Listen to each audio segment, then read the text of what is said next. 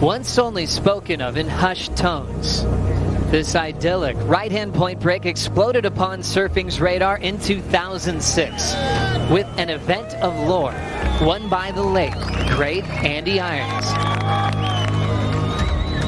Since then, Barra de la Cruz has been the focal point of traveling surfers, chasing 400-yard-long perfection.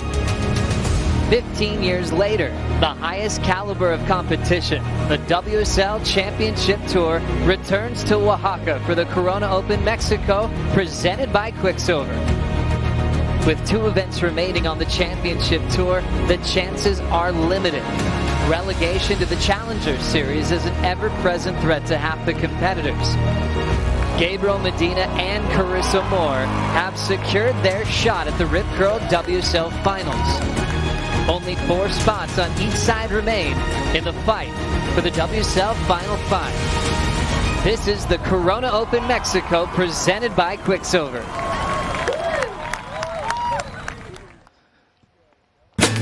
Buenos dias y bienvenidos a Mexico. Welcome everybody to this beautiful part of the world, Oaxaca, Mexico, here at Barra de la Cruz for stop number 7 of the World Surf League Championship Tour. Just a few minutes past 7 a.m. in the morning, and the sun is still a little bit sleepy, coming up and showing off this beautiful right-hand point break.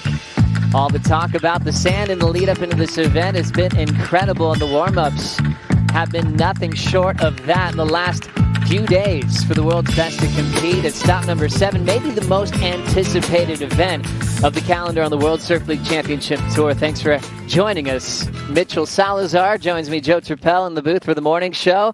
Good morning, my friend. It's got to feel amazing to have a championship tour event back in your favorite country. Yeah, I mean, seriously, I can't thank everybody enough for just giving us the opportunity to bring an event back to Mexico. And I think not only does it provide a platform for local and Latin American surfers, the more surfers we have internationally on the championship tour, the better the tour is. And I truly believe that Mexico has a lot more to offer than just Barra de la Cruz, too. Well, so exciting as well, Mitch, because it is stop 7. We're going to be talking requalification, final 5, a lot of stories.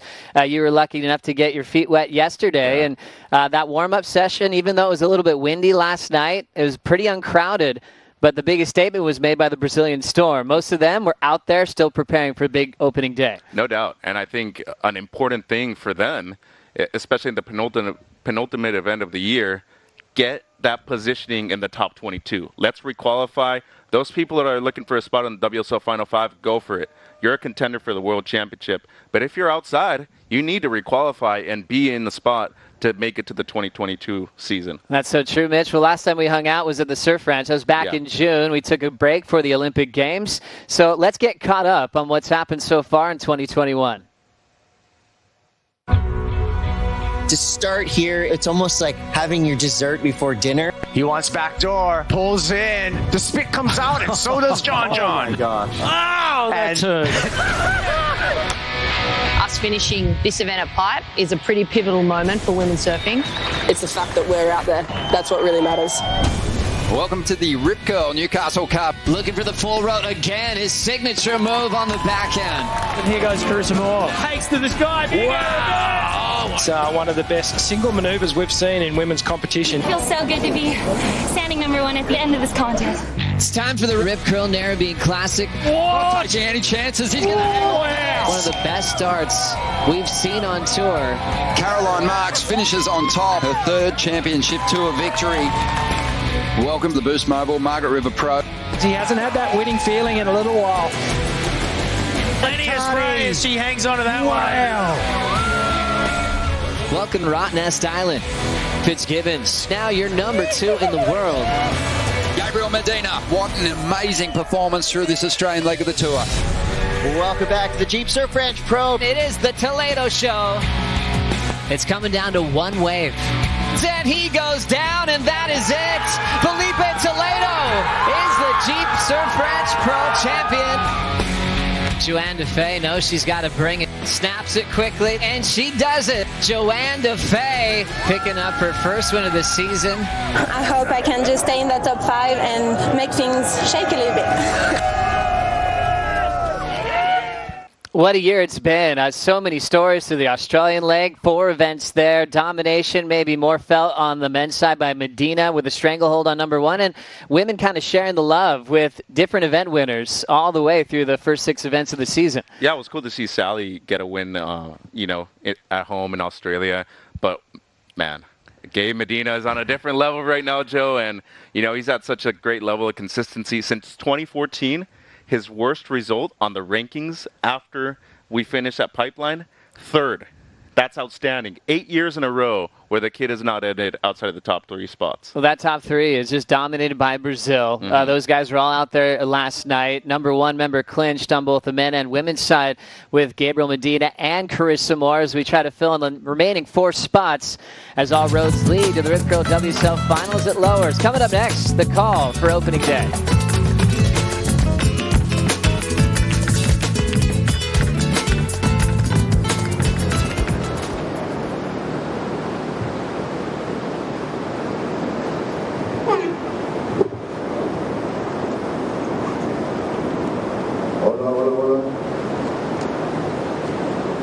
Welcome everybody. This is the Corona Open Mexico. Presented by Quicksilver. We are here in this beautiful beach, Barra de la Cruz.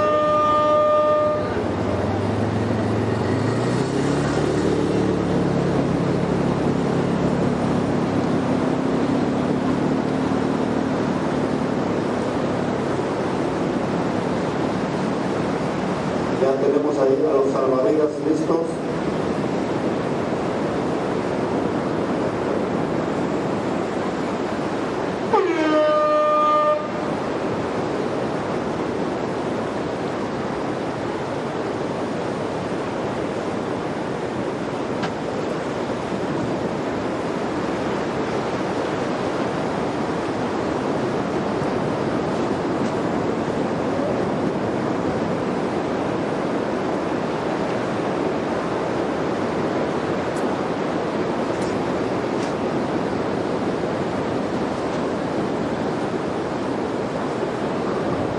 Okay, this is the pre-scout for the surfers of the kids first.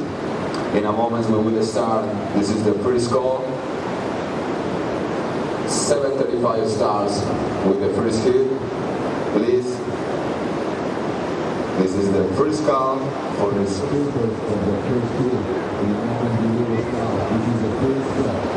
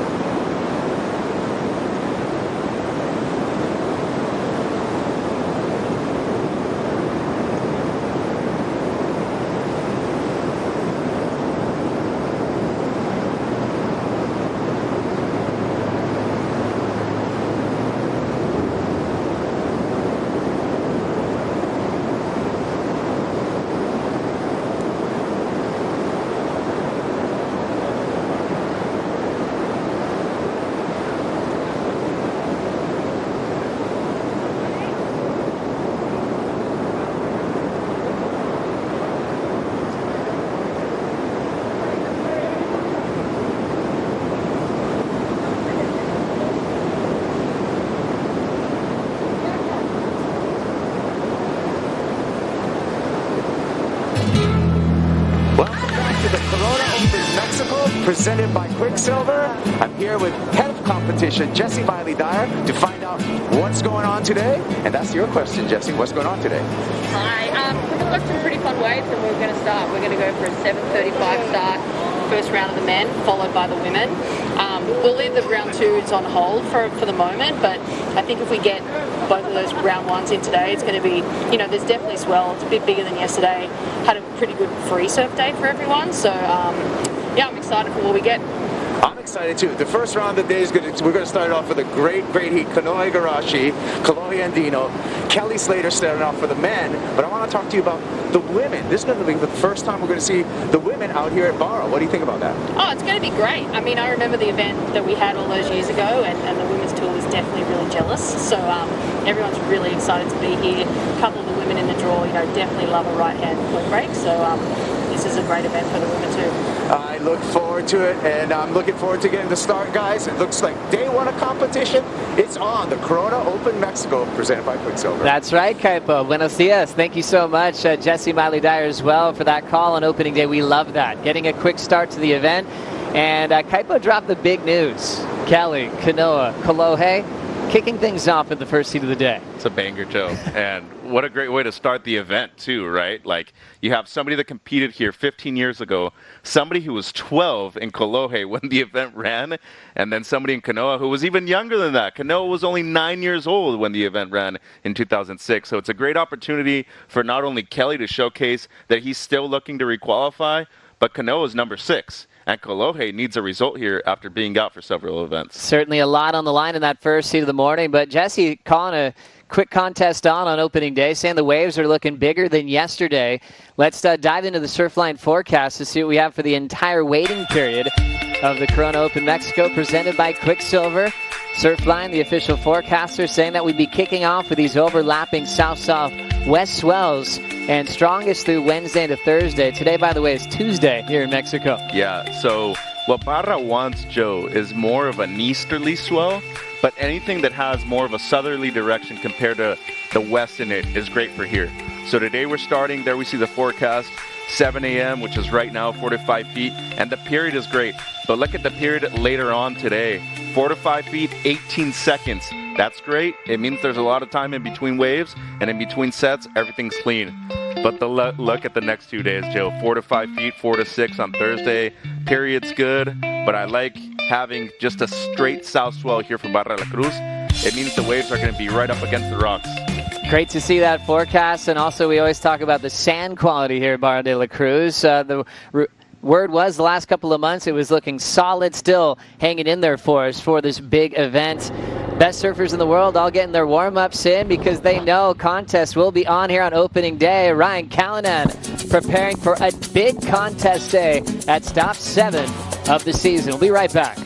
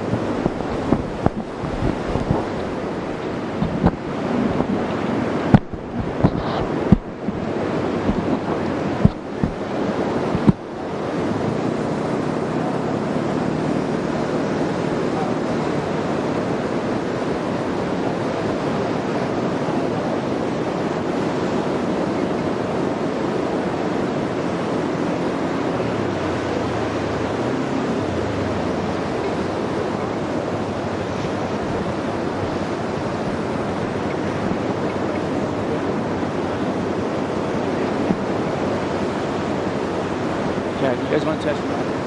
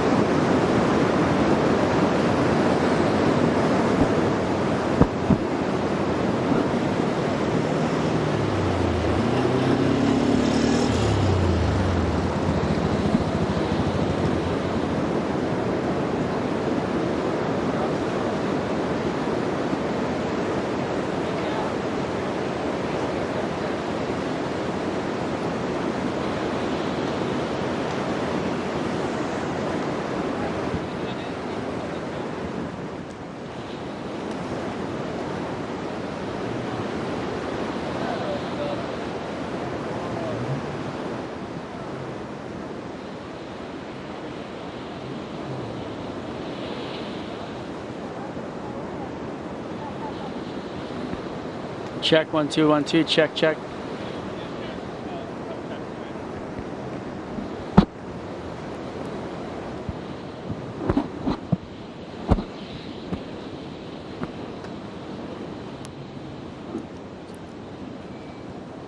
Ok.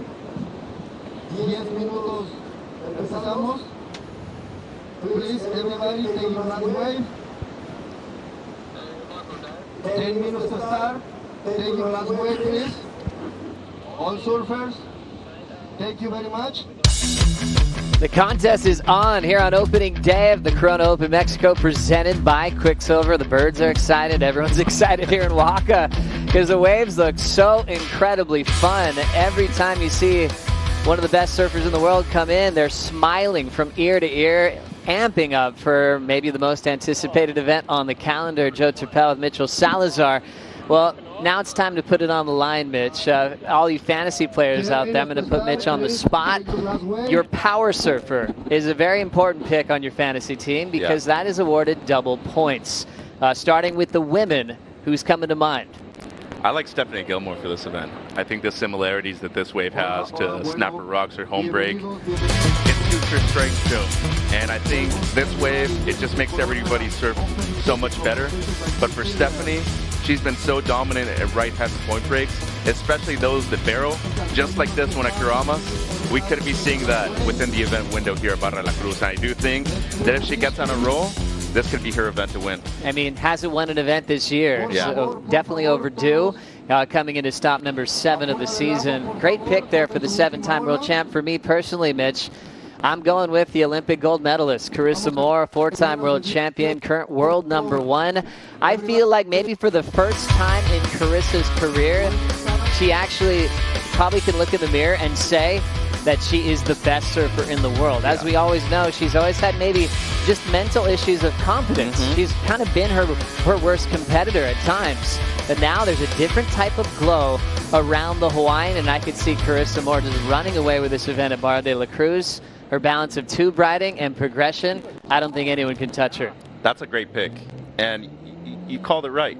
She was her own worst enemy at times. And my power surfer pick for the men has done the same thing. It's Felipe Toledo. I think Felipe has the best of chance to win here at Barra La Cruz. We're seeing where he won at Barrinha in Saquarema in Brazil a few years ago. Back-to-back champs right there, Joe. But more importantly, he is devastating at right-hand point breaks. 3 words come to mind for me: adaptability, agility, and most importantly, versatility for Felipe Toledo. He has it, and it's the perfect combo right here for Barra La Cruz. I like that. Coming off a Surf Ranch win, he also won at Margaret River in a strong 3rd position on the leaderboard. He was out there last night. Yeah. One thing I'm just noting about Felipe is his happiness. He's vocal. He's cheering his competitors into waves. He's having a really great time. However, Mitch, I'm going with a San Clemente favorite, a young gun named Griffin Colapinto. Obviously hasn't won a major event yet on the championship tour, but he's looking loose and comfortable this season. He's got all of his best friends with him. Believe me, they're still dancing on the sand. You see all those clips they put up on social media, he's still in that place of mind. Colapinto, with his ability to relax and enjoy the moments as he finds himself in the 5th position on the leaderboard for the first time in his career this late in the season. I think Colapinto's finally found that balance of being relaxed but incredibly ready to maybe take out his first W. Yes. We'll see what happens in Mexico. Yes, and that's a great point because it's so close to home. He's surfed here many times before on surf trips, been to Oaxaca, been to Mexico, so you have the comfortable level up at the top, Joe. This is a great event for him, and he needs a result here to stay in the top 5, too. Well done, Mitch. Make your picks on fantasy. You've got plenty of time until we get into the next round, but choose your power surfers, and we'll get things started. It's seeding round, heat number 1, coming up next. In red, Canoe Igarashi. In black, Ellis Later. In white, Colombia Andino. First hit of the day.